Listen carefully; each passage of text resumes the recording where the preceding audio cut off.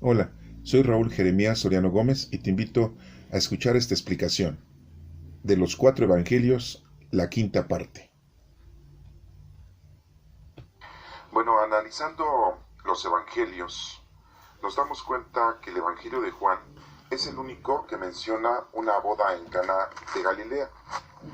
Está esto en el capítulo 2 de Juan, en el versículo 1 al versículo 12, en donde solamente nos menciona Juan la boda de Caná de Galilea. Ni Mateo, ni Marcos, ni Lucas nos menciona esta boda en Caná de Galilea. Muy claramente nos dice que es en Caná de Galilea. Le voy a dar lectura para que nos demos cuenta de algunos puntos importantes a los que nos podemos referir. Al tercer día hubo una boda en Caná, un pueblo de Galilea. Dice al tercer día, pero no dice al tercer día desde dónde, ¿no? O sea, no dice desde el primer día de la semana o del martes, miércoles, nada más dice al tercer día hubo una boda en Caná del pueblo de Galilea. Entonces nos damos cuenta que el agiógrafo no nos hace ver exactamente cuándo fue, nada más dice al tercer día. Dice aquí que la madre de Jesús estaba allí en la fiesta y Jesús y sus discípulos fueron también invitados a la boda. Se acabó el vino y la madre de Jesús le dijo, ya no tienen vino. Jesús le contestó, mujer, ¿por qué me dices esto? Mi hora no ha llegado todavía. Ella dijo a los que estaban sirviendo, hagan todo lo que él les diga. Nos damos cuenta que la conversación está muy truncada entre María y Jesús, porque Jesús le dice, mujer, ¿por qué me dices esto? Mi hora no ha llegado todavía. O sea, y ella dice, no hace caso, y ella dice a los que estaban sirviendo, hagan todo lo que les diga. Dice que había 6 tinajas de piedra para el agua que usan los judíos en sus ceremonias de purificación. 6 tinajas de piedra. En cada tinaja cabían de 50 a 60 litros de agua, según dijo a los sirvientes. Jesús dijo a los sirvientes, llenen de agua estas tinajas, o sea, estaban vacías y las llenaron de agua. ¿De dónde trajeron el agua? Tampoco nos dice de dónde trajeron el agua. ¿Sí? Las llenaron hasta arriba. Y Jesús les dijo, ahora saquen un poco y llévenselo al encargado de la fiesta. Así lo hicieron. El encargado de la fiesta probó el agua convertida en vino, sin saber de dónde había salido. Solo los sirvientes lo sabían, pues ellos habían traído el agua, ¿verdad? Pues ellos habían sacado el agua. Así que el encargado llamó al novio y le dijo, todo el mundo sirve primero el mejor vino, y cuando los invitados ya han bebido bastante, entonces se sirve el vino corriente. Pero tú has guardado el mejor vino hasta ahora. Esto que hizo Jesús en Caná de Galilea fue la primera señal milagrosa con la cual mostró su gloria y sus discípulos creyeron en él.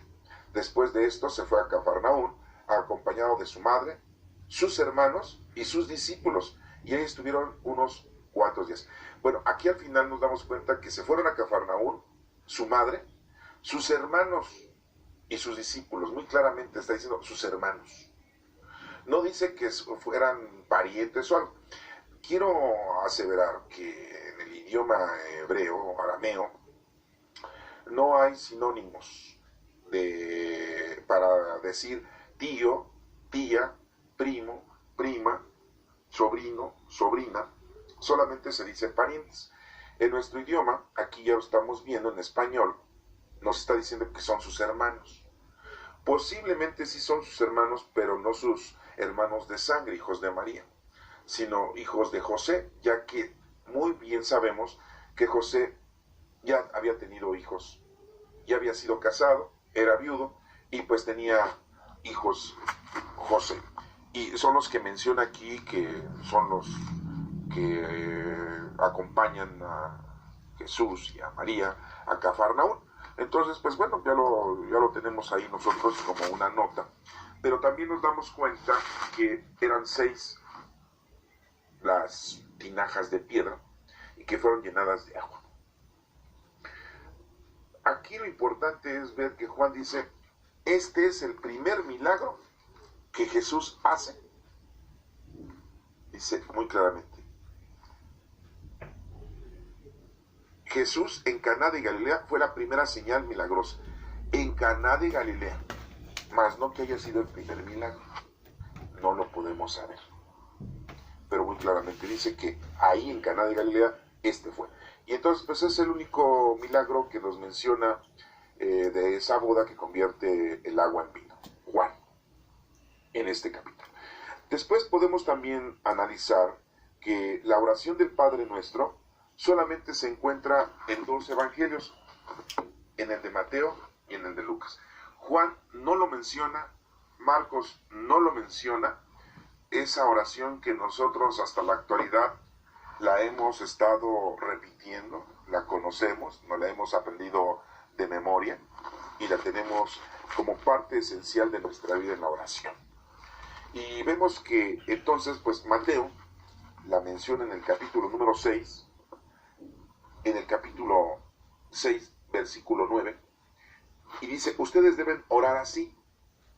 Jesús les dice, Padre nuestro que estás en el cielo, santificado sea tu nombre, venga tu reino, hágase tu voluntad en la tierra, así como se hace en el cielo. Danos hoy el pan que necesitamos. Perdónanos el mal que hemos hecho, así como nosotros hemos perdonado a los que nos han hecho mal. No nos expongas a la tentación, sino líbranos del maligno. Y así termina. La oración que manejamos hoy en día es parecida. La decimos nosotros de otra manera, ¿no? Decimos, Padre nuestro que estás en el cielo, santificado sea tu nombre. Venga a nosotros, le ponemos ya, venga a nosotros tu reino, y aquí nada más dice, venga a tu reino. Venga a nosotros tu reino. Hágase tu voluntad en la tierra como en el cielo. Así dice, ¿no? Así se hace como en el cielo. Danos hoy el pan de cada día. Aquí dice, danos hoy el pan que necesitamos. Y nosotros decimos, danos hoy el pan de cada día. Perdona nuestras ofensas, y aquí dice, perdona el mal que hemos hecho.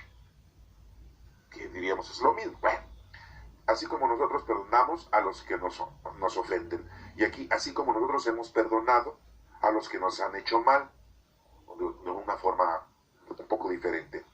No nos dejes caer en la tentación, así decimos en la actualidad.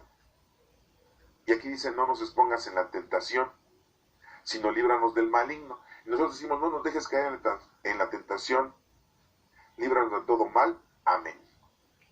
No decimos, líbranos del maligno. Y decimos el amén.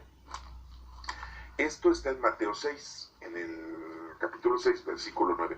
Pero también lo tenemos en Lucas, y da la situación de que Lucas lo menciona de una manera diferente. Esas son las situaciones que nosotros debemos de aclarar y tenerlas muy pendientes para que podamos nosotros de alguna manera hacer un análisis, un estudio un poco más profundo. Lucas, recordemos que era un médico que investigó y que pues escribió según lo que él escribió, según lo que él investigó y escribió. Pero, ¿de dónde sacó esa información Lucas? Pues conoció a Pablo, conoció a Pedro, conoció a Bernabé, conoció a Marcos, pero Marcos pues no nos lo menciona en su evangelio, ni tampoco Juan, y siendo que Juan era discípulo de nuestro Señor Jesucristo. Está en el capítulo 11, del versículo 2 al 4, en donde Jesús les dice, cuando oran digan así, fíjense cómo es diferente. Padre, santificado sea tu nombre. Fíjense cómo dice, no dice Padre nuestro que estás en el cielo, no. Dice, Padre, santificado sea tu nombre, venga tu reino, nada más, así en seco. Nosotros decimos, Padre nuestro que estás en el cielo, santificado sea tu nombre, venga a nosotros tu reino, hágase tu voluntad. Y aquí dice, danos el pan suficiente para cada día. Aquí no dice eso, hágase tu voluntad en la tierra como en el cielo, no. Danos hoy el pan de cada día. Aquí dice, danos el pan suficiente para cada día. Perdona nuestros pecados, porque también nosotros perdonamos a todos los que nos han hecho mal. ¿Se dan cuenta cómo la redacción es diferente? Quiere decir lo mismo, si así lo quieren ustedes ver. Pero es importante ver cómo la traducción que tenemos en Mateo y en Lucas, pues sí es un poco diferente. No nos expongas en la tentación, nada más dice. Nosotros decimos, no nos dejes caer en la tentación y líbranos de todo mal. Amén. Y eso no lo dice aquí.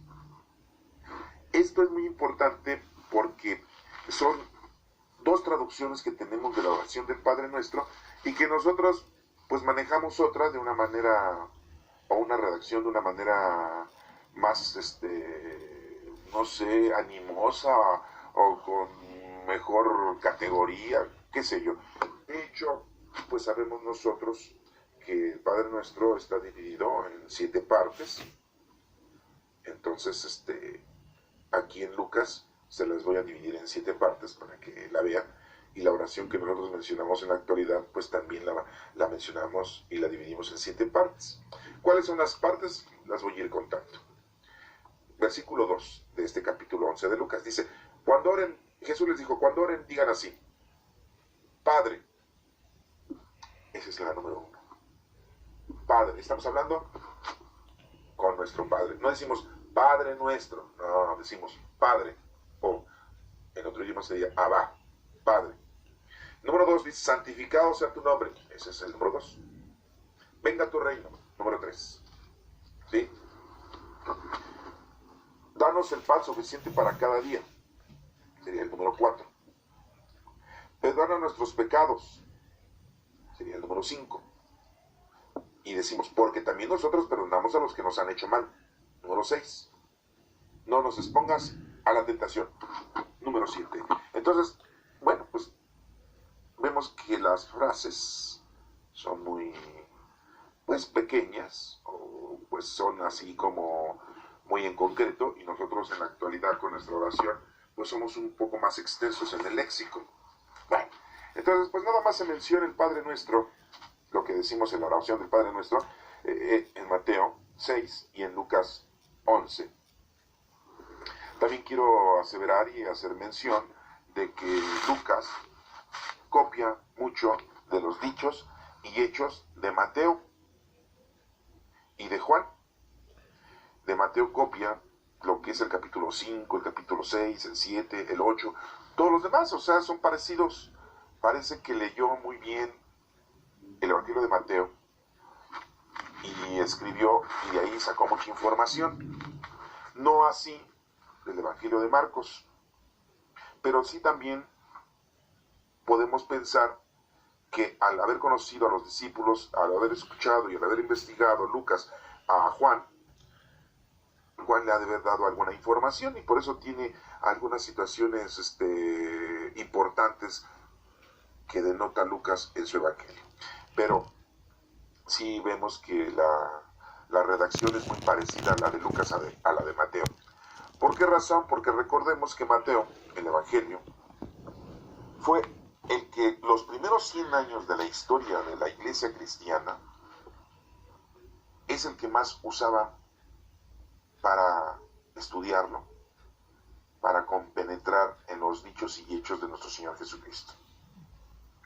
Sabiendo que Mateo era apóstol de nuestro Señor Jesucristo. No así Marcos, ya que el Evangelio de Marcos fue escrito como en los años 60 y el de Mateo fue en los años 80, 20 años después. El que más le tenían devoción, aceptación, era el de Mateo. Simple y llanamente porque pues, había sido discípulo de nuestro Señor Jesucristo y pariente lejano de nuestro Señor Jesucristo. Y por eso lo habían aceptado más el Evangelio de Mateo que el de Marcos, porque pues sabían que Marcos pues hablaba de Jesucristo, sí, pero pues él no había conocido a nuestro Señor Jesucristo ni había sido su discípulo.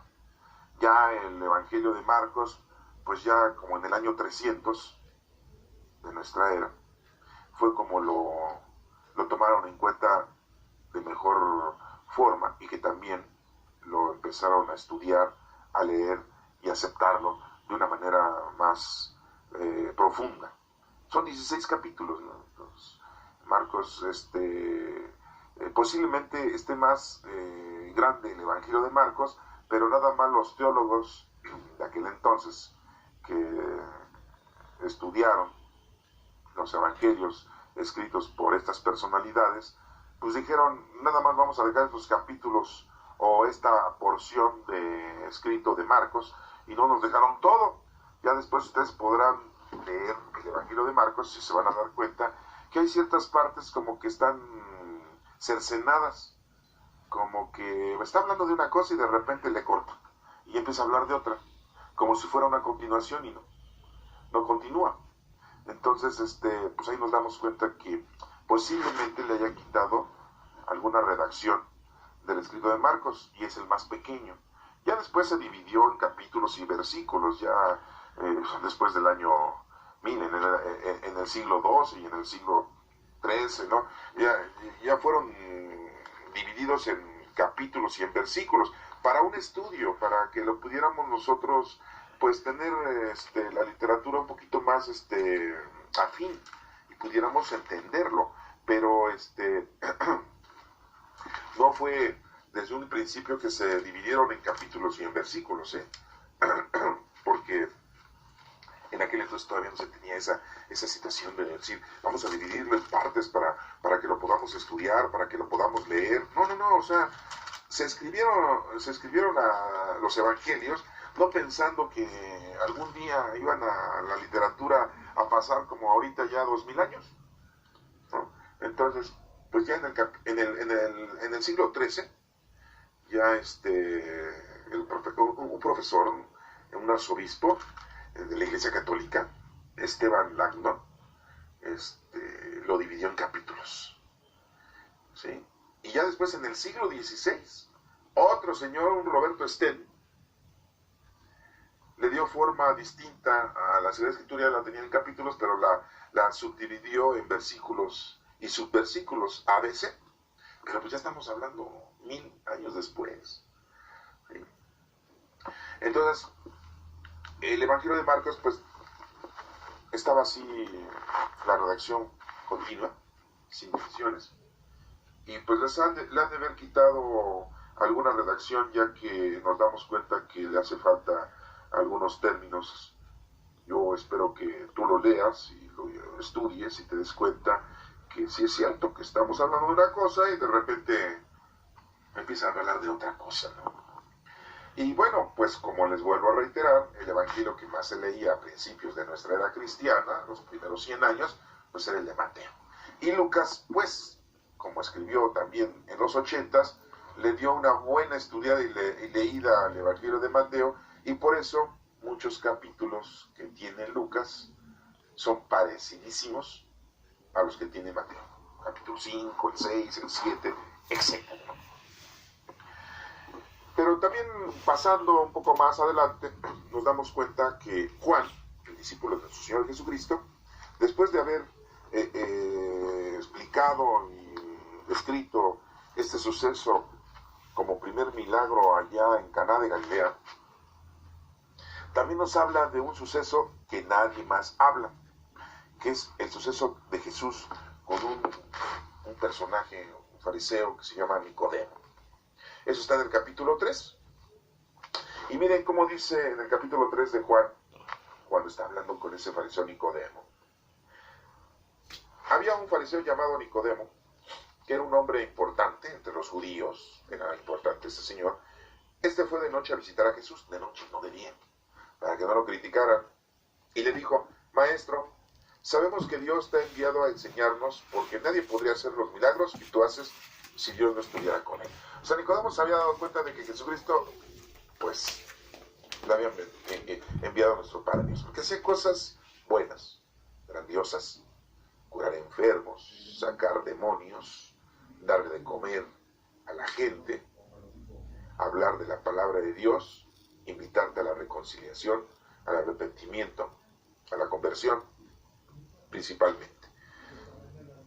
Y le dice, Jesús le dijo, te aseguro que el que no nace de nuevo no puede ver el reino de Dios. Nacer de nuevo, pero no de una forma física, ya lo hemos estudiado esto, ¿no? Pero pues no lo entiende Nicodemo en ese momento. Nicodemo le preguntó, ¿y cómo puedo o cómo puede uno nacer cuando ya es viejo? ¿Acaso podrá entrar otra vez dentro de su madre para volver a nacer? ¿Se dan cuenta cómo él entiende la situación de nacer de una forma humana?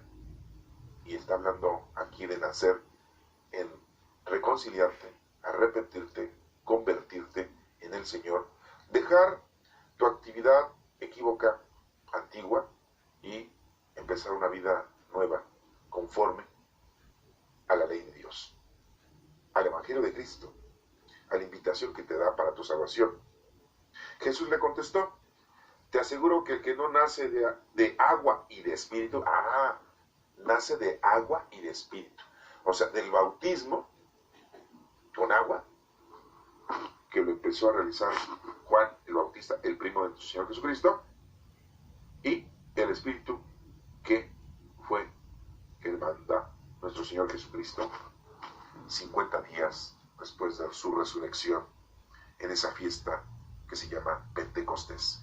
50, costés, cosechas, 50 cosechas. Todos los días era una cosecha y se la ofrecían a Dios, 50 días. Era un ofrecimiento.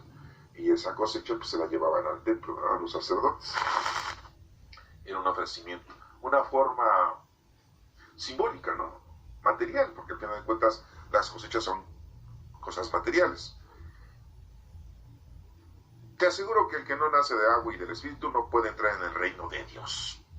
O sea, no le está hablando del nacimiento de ser humanos, nacer en agua y Espíritu. Ya nosotros estamos bautizados, ya tenemos al Espíritu Santo, pues es una invitación a que nosotros nos pongamos a trabajar con el poder del Espíritu Santo para hacer el bien a los demás. Amar al prójimo como a ti mismo. Primer mandamiento es amar a Dios. Y segundo, al prójimo como a ti mismo. El prójimo quiere decir prójimo, próximo, el que está cerca de ti. Sí, tu familia quizá, tus vecinos, tus parientes, o aquellas personas en las que tú te encuentres en el lugar en el que tú estés. Lo que nace de padres humanos es humano, dice Jesús. Lo que nace del Espíritu es Espíritu. Se lo aclara Nicodemo. No te extrañes de que te diga, todos tienen que nacer de nuevo. No te extrañes, tienen que nacer de nuevo. Por eso es que es muy importante que todos nosotros estemos bautizados en agua y podamos recibir el Espíritu Santo y lo confirmemos en nuestra confirmación. Así lo maneja la Iglesia Católica, pero muchas otras iglesias también manejan el confirmar que tú aceptas al Espíritu Santo como guía de tu vida, que es la tercera persona de la Santísima Trinidad. El viento sopla por donde quiere, dice aquí Jesús, y aunque oye su ruido, no sabes de dónde viene ni a dónde va. Así son también todos los que nacen del Espíritu. Así son también los que nacen del Espíritu, como el viento. ¿Sí? Sopla por donde quiere. Y aunque oye su ruido, no sabes a dónde viene ni a dónde va. O sea, tú no sabes a dónde vas y tienes que ir como el viento a llevar el amor de Dios hacia los demás. Debes de ser un representante de nuestro Señor en la tierra. Jesús le contestó, bueno, Nicodemo le dice, volvió a preguntarle cómo puede ser esto, y Jesús le contesta, tú que eres el maestro de Israel, ¿no sabes estas cosas? ¿Se dan cuenta? Pues estos fariseos que eran muy estudiados de la palabra de Dios, ¿y cómo le voy a hacer? Por eso Jesucristo nos menciona que Él no viene a quitar la ley, sino a darle plenitud, porque pues no lo habían hecho así los fariseos durante 1000 años, y 1000 años, y 1000 años, porque pues ya habían pasado miles de años desde Abraham hasta que llega nuestro Señor Jesucristo. Estamos en el año 5779 y vamos a restarle a este 5000 2018 años. Entonces estamos hablando que ¿qué año era? 3761. Habían pasado 3761 años y habían estudiado la palabra de Dios. Nosotros llevamos 2018 años y hemos estudiado la palabra de Dios, no solamente nosotros, sino nuestros sacerdotes, los presbíteros, los pastores, los guías espirituales. Y muchos andamos equivocados, o muchos andan muy equivocados. Así como Nicodemo, a pesar de que él se había dado cuenta que nuestro Señor, pues venía de Dios, no podía venir de otra parte. ¿Sí? Tú que eres el maestro de Israel, ¿no sabes estas cosas? Te aseguro que nosotros hablamos de lo que sabemos. Dice, y somos testigos de lo que hemos visto, pero ustedes no creen lo que les decimos. Si no me creen, cuando les hablo de las cosas de este mundo, ¿cómo me van a creer si les hablo de las cosas del cielo? Pues sí. Nadie ha subido al cielo sino el que bajó del cielo, es decir, el Hijo del Hombre. Pues allá viene nuestro Señor Jesucristo. Así como Moisés levantó la serpiente en el desierto, así también el Hijo del Hombre tiene que ser levantado, para que todo el que cree en él tenga vida eterna. Entonces, bueno, pues este pasaje bíblico, este altercado, esta comunicación que tiene nuestro Señor Jesucristo con Nicodemo, este fariseo, solamente no lo comenta Juan, no lo comenta Mateo. Es algo que inédito, ¿no? Y muy apreciable, ¿no? Porque aquí nos estamos denotando cosas muy importantes, que a pesar de que pasaron ya 3.761 años, todavía no, los maestros de la ley todavía no entendían bien. Maestros de la ley no entendían bien. Órale. ¿Y eran maestros? Bueno, qué bueno que no eran del sindicato de la SEP, ¿no? Porque otra burla más para los pobres maestros que no están bien preparados, ¿no? Por eso nuestro Señor Jesucristo le dice, y tú que eres maestro y no sabes estas cosas, por favor. Qué feo, ¿no? Bueno, pues así nos dice el Señor, oye, estamos en el año 2019, ya empezaron el 2018, estamos en enero del 2019. Imagínense cuántos años tenemos ya del estudio y no hemos logrado entender todavía las cosas del Señor. Entonces, bueno, esa es una parte que, como les menciono, que Juan nos lo regala como un pasaje bíblico, pues muy importante, ¿no? Y vemos que el bautismo que realiza Juan, ya habíamos dicho que será en el río Jordán. Aquí nos menciona también que el lugar en donde Juan bautizaba era un lugar que se llamaba Enón, cerca de Salim. Enón de Salim era un lugar con un manantial al oeste del río Jordán. El río Jordán es bastante extenso, recordemos que pasa todo el mar de Galilea y llega hasta el Mar Muerto, ¿no? Es una línea así perpendicular, ¿no? Si lo vemos en un mapa desde la vista aérea, ¿no? Entonces, pues, nos damos cuenta de que ese es el lugar cuando ustedes puedan ir a viajar y estén en ese lugar, Enón de Salim. Pues es un manantial en donde nos menciona aquí Juan, que Juan el Bautista, el primo de nuestro Señor Jesucristo, bautizaba. ¿Sí? Entonces lo tenemos pues que tomar también muy en cuenta. Otro de los sucesos importantes que hay que mencionar es el hecho de que tampoco se menciona en ningún otro pasaje bíblico lo de la adúltera. Bueno, te invito a que continúes con la siguiente parte, la sexta parte, para que conozcas esta explicación de la adúltera. Que Dios te bendiga.